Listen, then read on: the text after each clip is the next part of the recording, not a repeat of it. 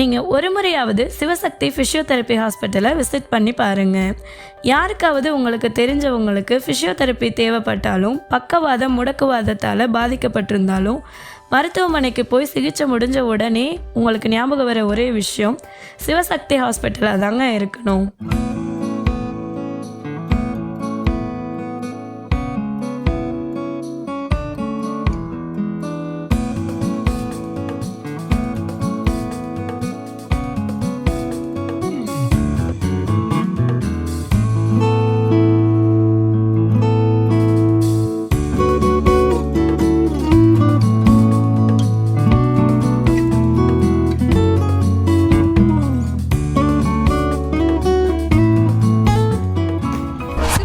Physiotherapy மருத்துவமனை ஓரிச்சேரி, பவானி, ஈரோடு மாவட்டம். கால் 9842791986 and 9842788773.